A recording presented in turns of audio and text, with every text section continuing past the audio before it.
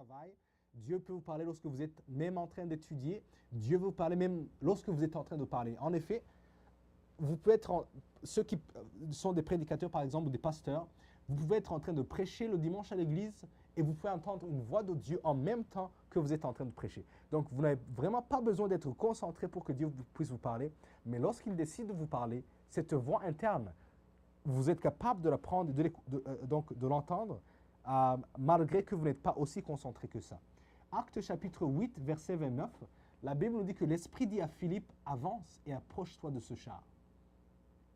Lorsque vous lisez le contexte de ce verset, il est clair que la voix du Saint-Esprit que Philippe a entendue, ce n'était pas une voix audible. Mais lorsque vous lisez le contexte de ce verset, en fait, ça montre effectivement que la voix que Philippe a entendue, c'était une voix qui était interne, de telle manière qu'il a pu reconnaître que c'était le Saint-Esprit qui lui parlait. Donc le Saint-Esprit nous parle non seulement par une voix audible, mais le Saint-Esprit nous parle aussi à travers la voix interne qui est la voix du cœur. La troisième façon auquel le Saint-Esprit nous parle, c'est à travers les dons vocaux prophétiques. Et la prophétie, c'est l'une des dons du Saint-Esprit qui sont donnés à l'Église pour l'exhortation, pour l'édification et pour réconforter le peuple de Dieu. Est-ce que Dieu peut-il nous guider, peut-il utiliser la prophétie pour nous guider? Eh bien, on va voir dans les Écritures ce que la Bible en dit à propos de la prophétie.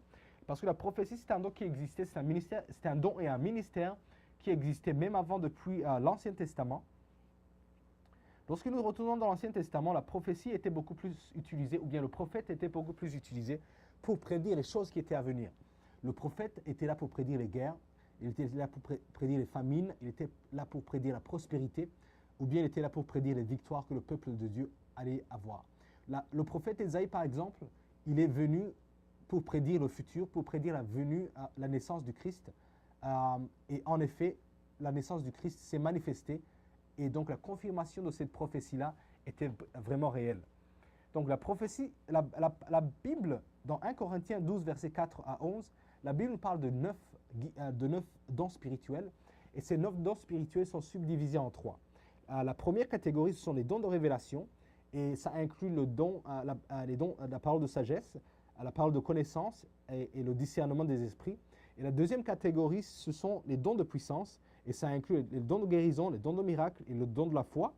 Et la troisième catégorie, ce sont les dons vocaux. Et on est en train de parler des dons vocaux pour l'instant. Et ça inclut le parler en langue, ça inclut l'interprétation des langues et ça inclut la prophétie. Donc la prophétie, c'est l'un des dons, des 9 dons spirituels dont la Bible nous dit qu'ils sont donnés à l'Église pour l'exhortation, pour l'édification et pour réconforter le peuple de Dieu. Et on a parlé de la prophétie dans l'Ancien Testament. Et on a dit que le prophète était envoyé pour prédire l'avenir. Dans le Nouveau Testament, la Bible nous montre aussi que la prophétie ou le don de prophétie ou le ministère de prophétie sont toujours actifs et sont toujours là. Il y a plusieurs références dans la Bible, notamment 1 Corinthiens 14, verset 1, il y a 1 Corinthiens 12, verset 7 à 11. Tout cela nous montre en fait que la prophétie est toujours là dans la Bible, la prophétie est toujours active dans la Bible, la prophétie est toujours en pratique dans la Bible. Une parole de prophétie, c'est une révélation surnaturelle que Dieu donne à quelqu'un à propos des choses à venir ou bien à propos des choses qui sont. C'est une révélation en fait de la pensée de Dieu à propos de quelque chose. Je peux m'asseoir là, je peux être assis ici et Dieu me révèle des choses sur votre vie par exemple. Dieu me révèle des choses sur ma vie aussi, ou Dieu peut me révéler des choses sur ma nation, soit des choses qui doivent venir, ou bien les choses qui sont cachées, qui ne sont pas visibles à l'œil nu. Donc la prophétie, tout simplement, c'est la révélation des choses qui sont vues seulement par l'œil de Dieu. En d'autres mots, c'est comme si Dieu, en fait, nous prêtait ses yeux afin qu'on puisse voir même les choses qui ne sont pas vues par nos propres oreilles. Et il est très important qu'on puisse différencier entre le ministère prophétique et le don prophétique. Les Écritures dans 1 Corinthiens verset 12, chapitre 28, et je vais lire cela. La Bible nous dit que Dieu établit dans l'Église premièrement les apôtres, secondement des prophètes, troisièmement des docteurs, ensuite ceux qui ont le don de miracle, puis ceux qui ont le don de guérir, de secourir, de gouverner, de parler diverses langues. Donc il est très clair dans la Bible qu'il y a la différence entre un ministère prophétique et un don prophétique. Et lorsque nous lisons la Bible nous montre que le prophète travaillait aux côtés de l'apôtre et de l'enseignant. Ça veut dire en fait que ce sont les ministères que Dieu a mis dans l'Église justement pour équiper l'Église à être efficace dans la mission que Dieu lui a donnée. Il y a beaucoup de versets dans la Bible qui montrent la prophétie en action. Actes chapitre 13, versets 1 et 3. La Bible nous dit que dans Actes chapitre 13, versets 1 et 3, et je vais vous lire cela.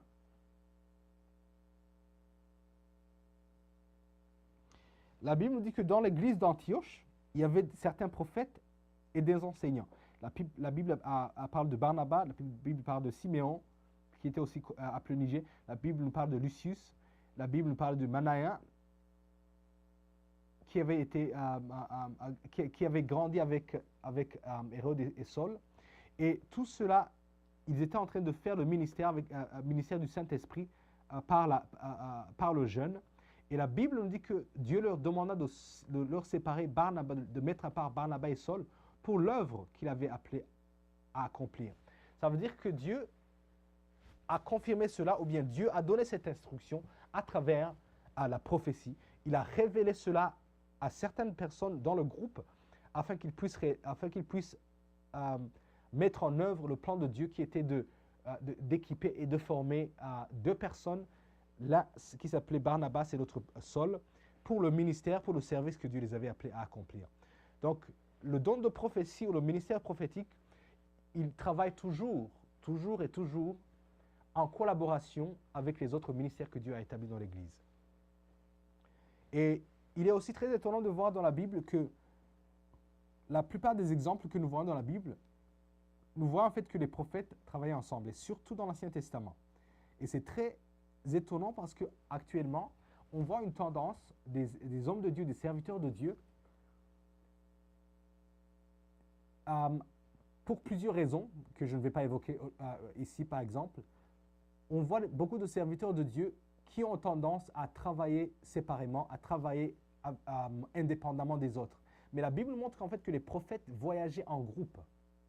Et l'une des raisons pour lesquelles ils voyageaient en groupe, en fait, c'était justement pour qu'ils puissent s'assurer de la véracité, s'assurer de l'exactitude de leur prophétie.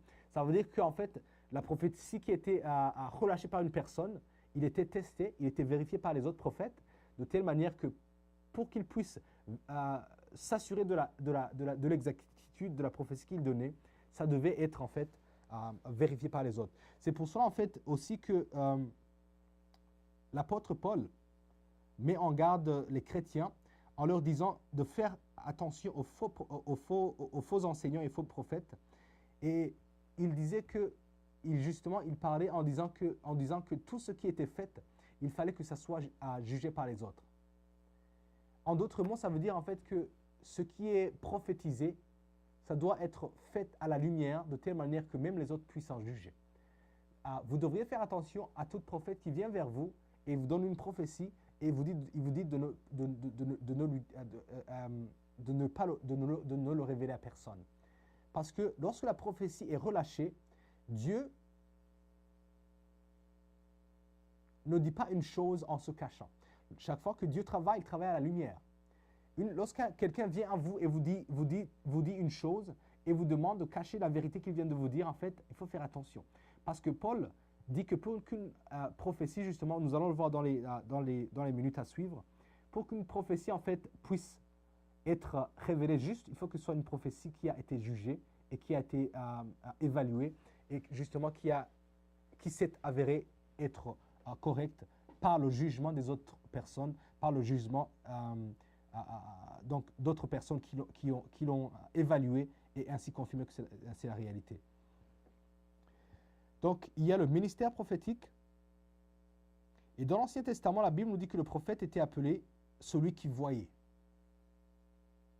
Il recevait la pensée de Dieu par la révélation.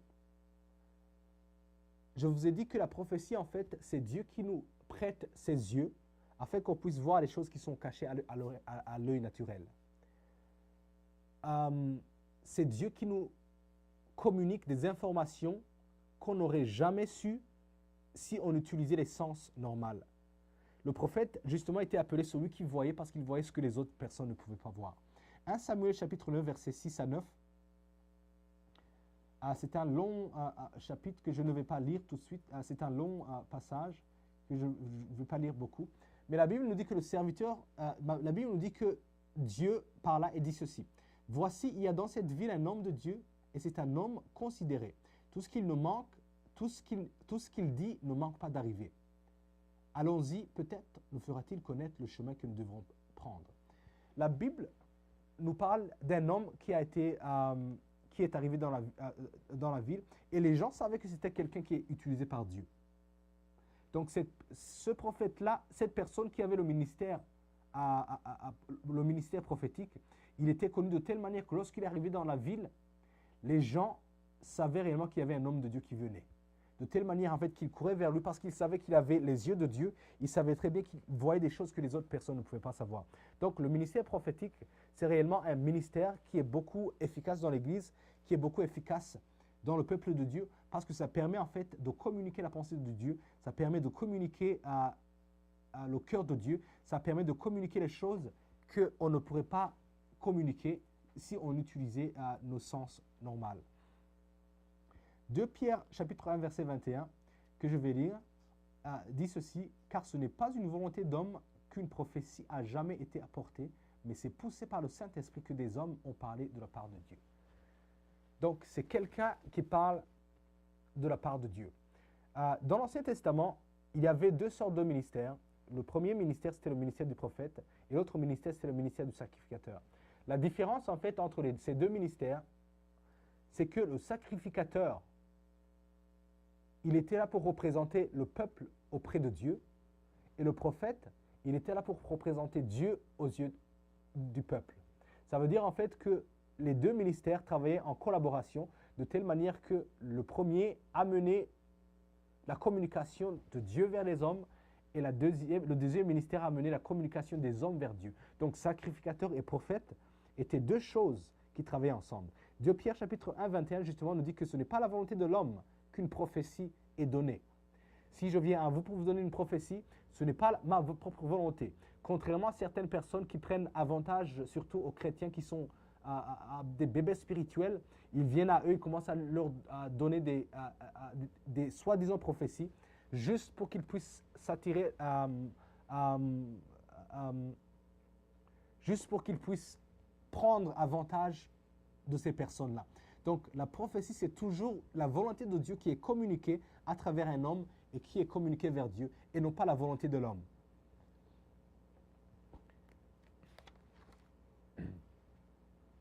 Et la question donc qui est très importante à se poser, comment savoir qu'une parole que vous venez de recevoir est réellement une prophétie? Ou bien comment savoir si réellement Dieu vous a donné une parole prophétique à donner aux autres personnes? Et cela arrive beaucoup plus souvent à des personnes qui commencent à grandir ou bien à développer leur don spirituel.